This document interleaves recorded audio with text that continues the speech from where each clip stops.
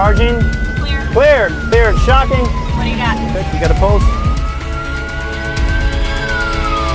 If people come here and cut loose, they get nuts. This is a very dangerous but enchanting place. There are no vascular surgeons on call here that are going to keep these people alive. They have no chance if they stay. Hawaii Life Flight Marie speaking. Equal ER to Queens ER. Without the facilities, they can't do anything. Trying to keep people alive so we can give them a chance. We roll.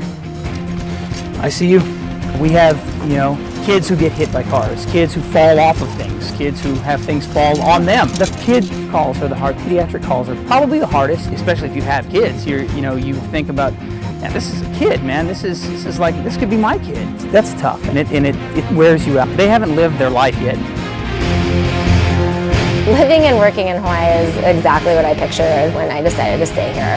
There's lots of outdoor activities that you can do. You find yourself pushing the limits of what you may or may not be able to do on call and hoping that you're not going to get called out. My boyfriend's father was scuba diving and he had kind of a freak accident happen to him. That was a really hard call for me. It was very touch and go with him. He had a seizure during the flight. Luckily, I was able to just switch it into work mode and kind of leave my emotions at the door. What's your diagnosis? He's in pretty bad shape, Al. So probably going to be a bedside transfer, yeah. Hour to hour, 10 minutes.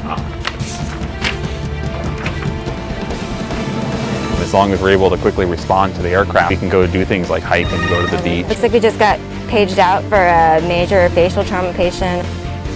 That's the only way we can get through this job, is to be able to switch it off and to go into the proverbial put it on your game face. Pretty much calling the shots in the air. When we're flying, we're it.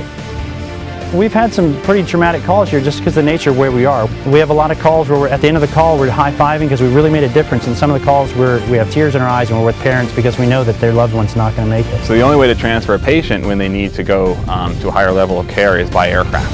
We really have to give 110%. We've got to be the best we can be every single day. But we don't have that option of making a mistake. Brad, listen to me. You're on top Hawaii Life Flight. You got into a really bad car accident. We're going to get you there as fast as we can. If you can give one person, let alone a whole family, just a moment of peace in what is the most chaotic episode of their life, that's a gift they give us. This hurts so bad. The reason your neck hurts, Brad, is because you have broken parts of your neck and your back. I'm giving you some medicine so you don't get sick in flight, okay? I flew with a patient and we connected on such a level that by the time we delivered her to the hospital, we exchanged phone numbers. Several months after that, we overheard two nurses say, "Oh, do you remember so-and-so, this patient's name? Yeah, she died today." And I felt like I had missed a great opportunity to have a really good friend. This is Lori calling with Hawaii Life Flight. I'm one of the flight nurses out here in Hawaii. We transported your son from Hilo to Queens today. He was involved in a motor vehicle accident. He's asked me to call you. He's stable and he's talking at this point.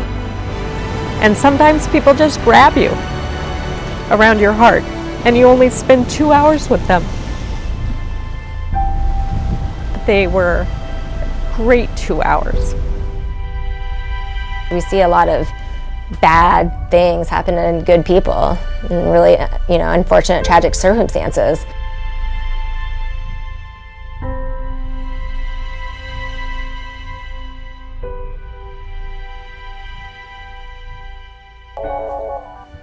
Hawaii Life Flight Marie speaking.